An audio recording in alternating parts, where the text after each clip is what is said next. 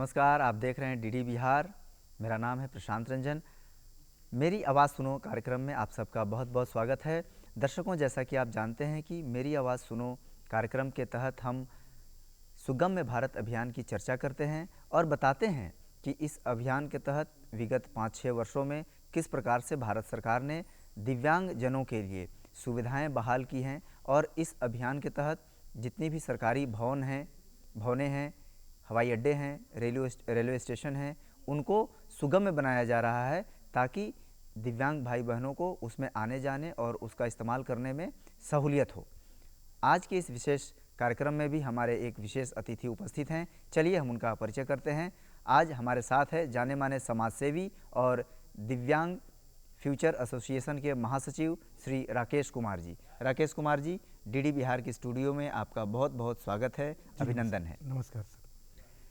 राकेश कुमार जी से हम एक एक करके समझेंगे कि सुगम्य भारत अभियान के अलावा दिव्यांगजनों के लिए उनकी ज़िंदगी को और सुगम, सहूलियत और कम कष्टप्रद बनाने के लिए क्या क्या प्रयास किए जा रहे हैं और भविष्य में किस तरह के प्रयास किए जाएं ताकि जो भौतिक वातावरण है वो दिव्यांगजनों के लिए अधिक से अधिक अनुकूल हो पाए। तो चलिए हम प्रश्नों के माध्यम से एक एक करके राकेश कुमार जी से इन सारी बातों को विस्तार से समझने का प्रयास करते हैं। राकेश जी, सबसे पहले तो ये कि आप एक स्वयं दिव्यांग हैं और इसके अलावा इस क्षेत्र में आपने समाज सेवा को चुना है। तो सबसे पहले तो आप अपने काम के बारे में हमें बताइए और साथ ही यह भी बताइए कि इसकी शुरुआत कब हुई और कैसे हुई। पहले तो सर आपके माध्यम से हम सभी दिव्यांगजनों को बधाई देना चाहेंगे कि आप हमें सुन रहे हैं और भारत सरकार को भी शुक्रिया करेंगे कि हम जैसे लोगों के लिए सुगम्य भारत अभियान स्टार्ट किए। जी।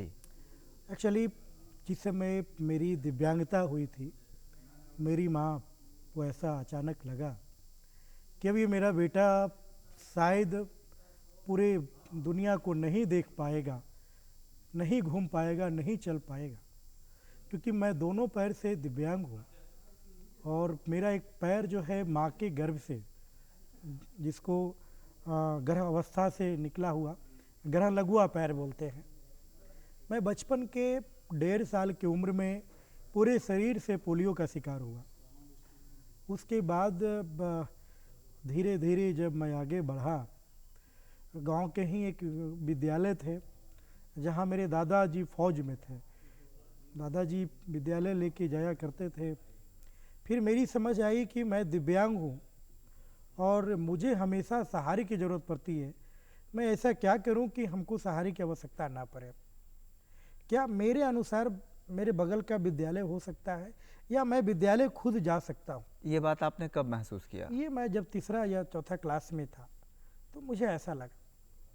तो क्योंकि उस समय सड़कें नहीं थी, हम तो गांव में पटरे का एक स्ट्रेचर बनाकर हमने उसको ठोकवाया और बैरिंग लगा के उस पटरे पर रेंग कर मैं विद्यालय जाया करता था। उस समय हमारी दोस्ती हुई लोगों से, फ्रेंड काफ़ी मदद करते थे, टीचर लोग मदद किए। उस समय ऐसा लगा कि नहीं, हमको पढ़ना चाहिए। और मैंने लगातार, क्योंकि मेरी माँ एक बात और कहती थी कि तुम ठीक है, तुमको चलने में दिक्कत है, पैर नहीं है, लेकिन तुमको कोई मदद करेंगे तो विद्या यदि आपके पास होंगे, शिक्षा आपके पास होंगे, तब आपको मदद करेंगे। ऐसा लगा उस समय मेरे जीवन को, ऐसा लगा कि हमें पढ़ना चाहिए और मैंने वहाँ से पढ़ाई स्टार्ट की। पढ़ाई स्टार्ट करने के बाद जब मैं बड़ा हुआ जी, कुछ देखा तो अब्राहम लिंकन को पढ़ा। फिर हमने कई ऐसे जो यहाँ पे विद्वान हैं उनको मैंने पढ़ा और मैंने अपनी जीवन की शुरुआत पेपर बेच कर की। जी राकेश जी, आपने जो संघर्षपूर्ण जीवन के बारे में भी बताया कि कैसे स्कूलिंग हुई, फिर पढ़ाई की और अखबार बेच करके जैसे काम से शुरू किया और आज यहाँ तक आप पहुँचे।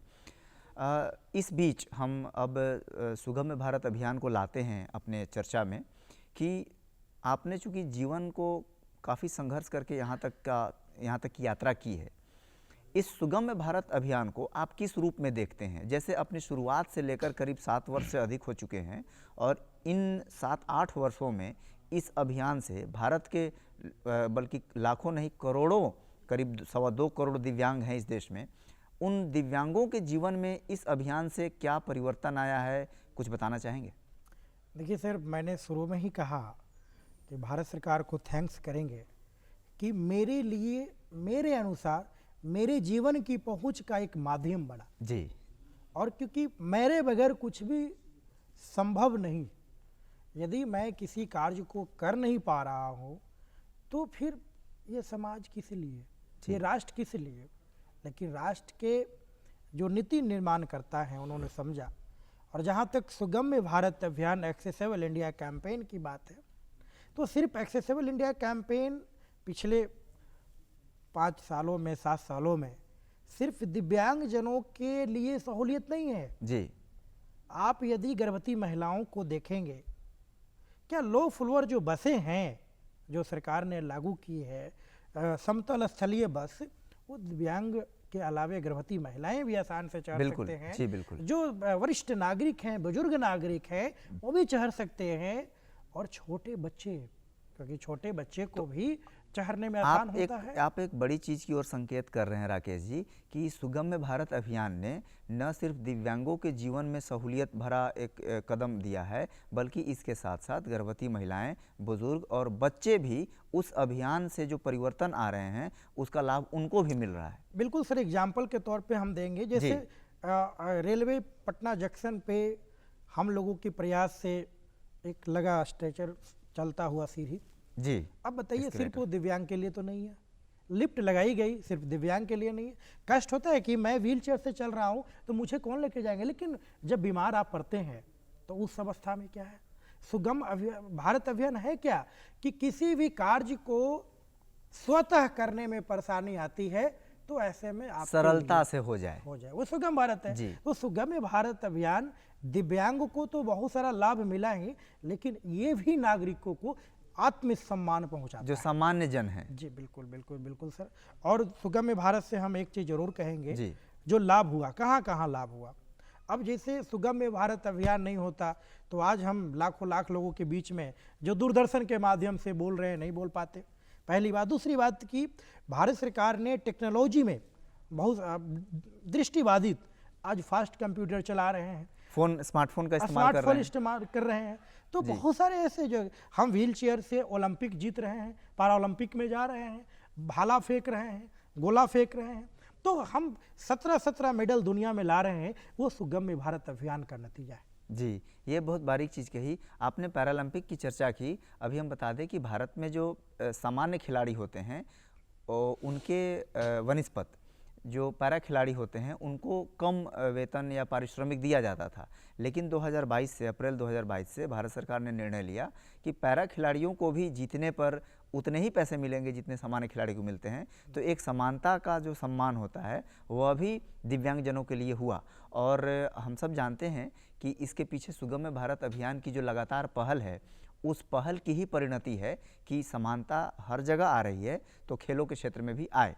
राकेश जी, बढ़ते हैं। सुगम्य भारत अभियान के अंतर्गत पहले मुख्यतः केंद्र सरकार और राज्य सरकार की जो इमारतें हैं, जो सरकारी भवन हैं, उनको सुगम्य किया जाना था, लेकिन अब पिछले साल से जो पंचायत स्तर और प्रखंड स्तर के भी जो सरकारी भवन हैं उनको भी सुगम्य किया जा रहा है। तो अब देखिए सरकार की दृष्टि कहाँ तक जा रही है कि हम पंचायत स्तर से भवनों को सुगम्य कर रहे हैं। भारत को राकेश जी गाँवों का देश कहा जाता है, और पंचायत स्तर पर अगर सुगम्य भारत अभियान के बारे में सरकार सोचकर पहल उठा रही है, आपको क्या लगता है कि आने वाले समय में ये एक सुगम्यतापूर्ण और एक सहूलियतपूर्ण जीवन की ओर संकेत कर रहा है? सर देखिए, क्योंकि दिव्यांग है तो क्या हुआ जी, एक अंग है समाज का, ये तो मानना है। और राष्ट्र के निर्माण में दिव्यांग का योगदान है। और भारत की आत्मा गांव में बसती है, और जब गांव में लोग हैं तो निश्चित तौर पे, क्योंकि ये सार्वभौमिक वातावरण होना चाहिए, तो अब गांव है नहीं। गांव के, क्योंकि मैं जो राकेश कुमार हूँ, मैं गांव से निकल के आया हूँ, तो मैं जो यहाँ वकालत कर रहा हूँ, लोगों की आवाज़ बनकर मैं बात कर रहा हूँ, तो उस गांव की दिशा को बदलने के लिए गांव में, क्योंकि गांव से ही सुनहरा अवसर मिलते हैं। जो सरकार पहल कर रही है गांव में, तो गांव में, शहर में और सभी जगह पे करना चाहिए। लेकिन यहाँ पे एक बात है कि बदलाव लाने की आवश्यकता है।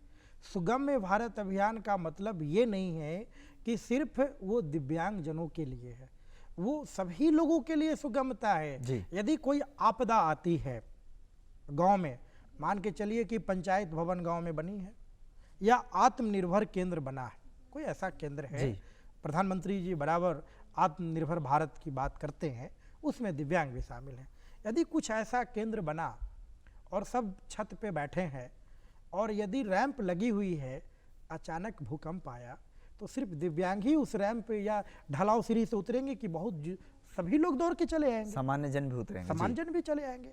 इसलिए गांव को तो सबसे ज्यादा जरूरत है अभी जी। आपने देखा कोरोना महामारी में 2 तल्ला 3 तल्ले पर यदि मरीज को ले जाना होता, वैक्सीन देने के लिए ले जाना, तो रैंप नहीं होगा, व्हील चेयर नहीं होगा या दृष्टिबाधित को जाने का स्लीपिंग नहीं होगा, तो कैसे जाएंगे? इसलिए मुझे ऐसा लगता है कि सरकार को गांव तक तो जाना ही चाहिए, घर घर तक की सुगमता की बात पहुंचानी चाहिए। जी, घर घर की जो आपने बात की, तो आपको बता दें कि सुगम्य भारत अभियान जो चल रहा है और राज्य सरकार भी अपने तरफ से प्रयास कर रही है, तो दिव्यांगों को पेंशन देने के अलावा पंचायत स्तर पर व्हील चेयर इत्यादि की भी उपलब्धता है, जो निःशुल्क या बहुत ही कम राशि लेकर दिव्यांगजनों को, अस्थिबाधित जो दिव्यांग हैं उनको उपलब्ध कराया जाता है। राकेश जी, चलते हैं, ये जो सरकारी योजनाएं चल रही हैं, भारत सरकार अपने स्तर से देश में दिव्यांगजनों के जीवन में को सहूलियत भरा बनाने के लिए प्रयास कर रही है, पहल कर रही है, उसका असर भी, जो सकारात्मक असर है वो दिख भी रहा है। सरकार के प्रयास के साथ साथ राकेश जी, समाज की कोशिश भी उतनी ही महत्वपूर्ण है। और जैसा कि आपने बताया कि आप दिव्यांग फ्यूचर एसोसिएशन के महासचिव हैं, सामाजिक स्तर पे किस तरह से प्रयास हो सकते हैं दिव्यांगजनों के लिए, या किस तरह से प्रयास होने चाहिए, इस विषय में ज़रा सा प्रकाश डालिए। देखिए सर, जब पटना में हम आए, क्योंकि सबसे पहले हम बात करते हैं, हम दिव्यांग हैं, ये समाज दिखने के बाद बता सकते हैं कि दिव्यांग हैं, लेकिन सरकारी पदाधिकारी या सरकारी योजनाओं से जुड़ने के लिए दिव्यांग तभी दिव्यांग माने जाएंगे जब उनका दिव्यांगता का प्रमाण पत्र हो जाएगा जी।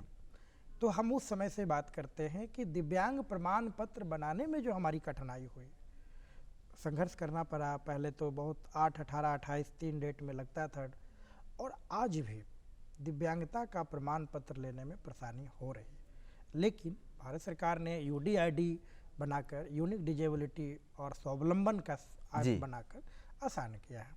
जहाँ तक रहा कि सिविल सोसाइटी की क्या भूमिका होगी। जी, हम बीच में आपको रोकना चाहेंगे, आप UDID के बारे में हमारे दर्शकों को एक बार बता दें, ताकि जो दर्शक हमारे DD बिहार को देखते हैं रेगुलर, उनको इस जानकारी का लाभ हो पाए। देखिए सर, UDID मैंने कहा एक स्वावलंबन ऐप है जी, क्योंकि पहले जो दिव्यांगता प्रमाण पत्र बनाने में सिविल सर्जन कार्यालयों का चक्कर लगाना पड़ता था जी, अस्पतालों का चक्कर लगाना पड़ता था, फिर भी नहीं बन पाता था। भारत सरकार ने एक ऐप लाई स्वावलंबन, और उसके माध्यम से सरकार ने कहा कि हम अब एक्सेस, जैसे आधार कार्ड है उस तरह से एक यूनिक डिजेबिलिटी आइडेंटिटी कार्ड, राष्ट्रीय स्तर पर डिजिटल पहचान दिव्यांगता का मिलेगा।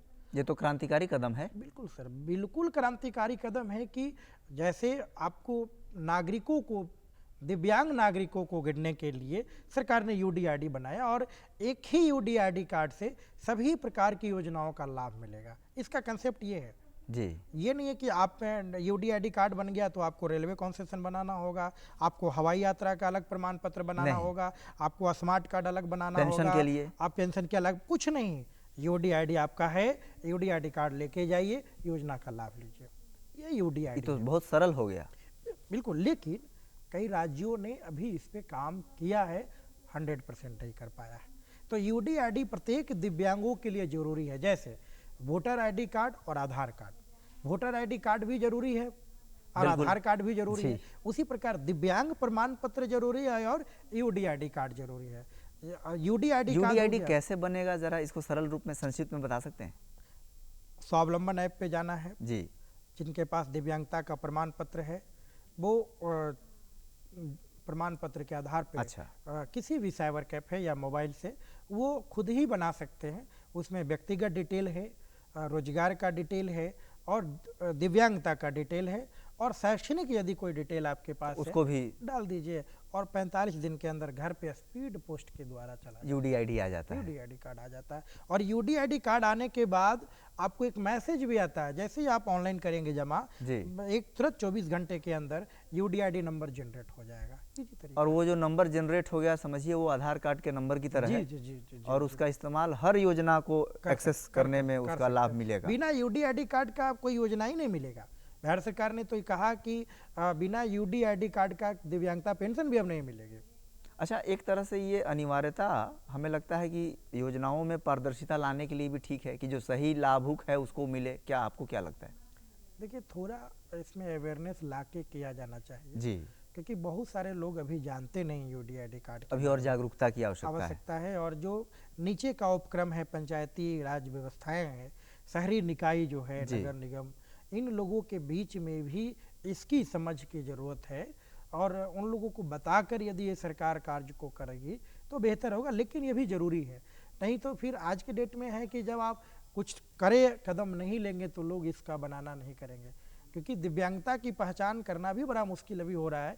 21 प्रकार की दिव्यांगता है जी। और सभी की पहचान करना थोड़ा है। तो यूडीआईडी के उसमें माध्यम भी है कि से 60% या अधिक 40 होना या कम 40 होना, कम से कम होना 40% होना। तो जी, इसीलिए यूडीआईडी कार्ड का अनिवार्य करना मुझे अच्छा लगता है कि करना चाहिए, और धीरे धीरे लोग फिर बनाएंगे। मतलब अगर इसका प्रचार प्रसार हो, जागरूकता कार्यक्रम चलाया जाए, अभियान चलाया जाए, तो इस आईडी यूडीआईडी के बारे में लोगों को जानकारी मिलेगी टीवी के माध्यम से, और जो दूसरे भी संचार उपकरण हैं, संचार माध्यम है, उसके माध्यम से भी इसका प्रचार प्रसार हो। राकेश जी, थोड़ा आगे बढ़ते हैं। जो सुगम्य भारत अभियान के अंतर्गत कई सारे जो सरकारी भवन हैं, प्रखंड स्तर से लेके राज्य मुख्यालय और केंद्रीय विभागों को, उनको सुगम बनाया जा रहा है, इमारतों को। इसके अलावा हवाई अड्डों को, रेलवे स्टेशनों के साथ साथ जो उद्यान हैं और भी जितने सार्वजनिक स्थान हैं, पब्लिक प्लेसेस, उनको सुगम्य बनाया जा रहा है।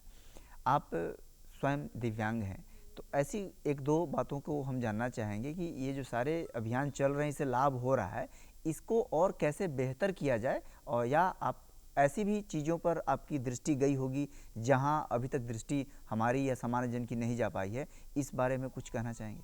जी जी, पहले तो बेहतर ये है कि अभी पटना में विशेष तौर पे बिहार म्यूजियम है। जी। बिहार म्यूजियम में व्हील चेयर से हम पूरा म्यूजियम घूम सकते हैं, जा सकते हैं। राजगीर में जो है बहुत बड़ा सफारी जो गार्डन है, जहाँ पे जू सफारी, नेचर सफारी, जी, नेचर सफारी, वहाँ भी आप आसानी से जा सकते हैं, बैटरी वाली गाड़ी से जी। बैठ के जा सकते हैं। ये एक अच्छा पॉइंट है कि एक दिव्यांग व्यक्ति, बुजुर्ग व्यक्ति भी पूरे माहौल में आनंद ले सकते हैं। लेकिन थोड़ा सा पटना जंक्शन पे आप उतर जाइए तो दिव्यांग व्यक्ति का किस दरवाजे से निकलना है, ये थोड़ा परेशानी आ रही है। क्योंकि अभी पर्व के समय में भीड़ ज़्यादा रहती है, तो कम से कम एक सेपरेट कुछ हो जाए। अब पटना के बगल में चिड़ियाखाना है, तो चिड़ियाखाना में यदि कोई जू है, वहाँ पे कुछ पर्व में जा रहे हैं तो फिर लोग कैसे जा पाएंगे? जी। पटना में गुरुद्वारा है, तो गुरुद्वारा में यदि प्रकाश पर्व होती है तो फिर यदि डिसेबल व्यक्ति जो दिव्यांग हैं वो जाना चाहेंगे तो उस भीड़ में कहाँ रह पाएंगे? तो सरकारी स्तर पे लोगों के बीच में यह बात होना चाहिए कि दिव्यांग हैं और उनके अंदर ये संवेदना आना चाहिए जो दिव्यांग नहीं है, कि इनके लिए सेपरेट मतलब कि उनके साथ हम चलें, थोड़ा ध्यान दें। जी, है ना? ये थोड़ी सी संवेदनशीलता की भी बात है। जी, और जहाँ तक इमारतों और रेलवे स्टेशनों को सुगम्य बनाने की बात है, तो उसके विषय में हम साझा करना चाहेंगे कि भारत सरकार ने जो सुगम्य भारत अभियान के तहत जिन इमारतों को और जिन शहरों में जितने संख्या में इमारतें हैं, उनमें 50% से अधिक इमारतों को सुगम्य बनाया जा चुका है बड़े शहरों में। और इसमें इस कड़ी में इसको 100% तक लक्ष्य को पाना है, यानी जितने सरकारी भवन हैं उन सारे भवनों को एक साथ सुगम्य बनाया जाना है। इसमें किसी किसी शहरों में 50% से अधिक के लक्ष्य को भी पूरा कर लिया गया है, और जो जैसी सरकार की योजना है तो आने वाले 2 वर्षों 4 वर्षों में उसको 100% तक पहुंचाना है। राकेश जी, थोड़ी दूसरी तरफ हम चलते हैं। सुगम्य भारत अभियान जो चल रहा है और दिव्यांगजनों के लिए जो प्रयास हो रहे हैं, थोड़ी सी इसके सामाजिक जो और मानसिक पक्ष हैं इस ओर हम आपसे कुछ जानना चाहेंगे।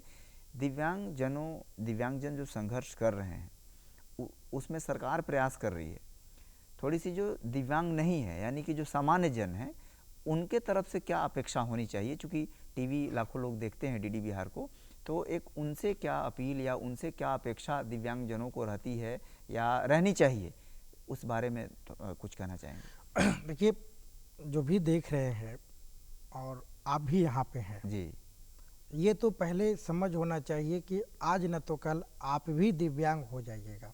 कैसे? ये बड़ा आश्चर्य की बात है। हर एक बुढ़ापा कष्टकारी होता है, कम से कम शारीरिक रूप से तो कमजोर है। क्योंकि हम ये है उनको चलने में दिक्कत आता है जी। तो पहले ये समझना चाहिए कि ये एक बुजुर्ग व्यक्ति की तरह, एक बीमार व्यक्ति की तरह है और उनको हम कैसे मदद करें, पहली बात। दूसरी बात कि आज भारत एक ऐसा देश है जहाँ दिव्यांगता को एक देवता, मतलब लोग बहुत प्रोत्साहित करते हैं, ऐसा बात नहीं है, आज भी दुलार प्यार सम्मान मिलता है जी। लेकिन जो उनके अंदर जो समझ होना चाहिए राइट्स को लेकर कि इनका अधिकार है, दया तो है, वो दया दिखाते हैं, इनका बेचारा को दिक्कत है, लेकिन वो राइट्स ले में कि इनके अधिकार है और इनके मान सम्मान, इनके डिग्निटी का सवाल है और ये आत्मनिर्भर बन सकते हैं।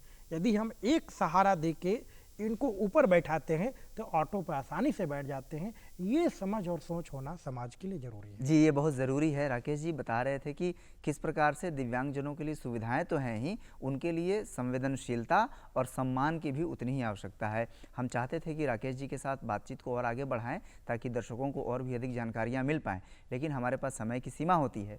आइए हम राकेश जी को धन्यवाद देते हैं। राकेश कुमार जी, डीडी बिहार के स्टूडियो में आकर इतनी जानकारीपूर्ण चर्चा के लिए आपको बहुत बहुत धन्यवाद, आपका आभार। कार्यक्रम का समय हो चुका है, हमें दीजिए इजाज़त, लेकिन डीडी बिहार पे अन्य कार्यक्रमों का सिलसिला अनवरत जारी रहेगा, तो देखते रहिए डीडी बिहार। नमस्कार।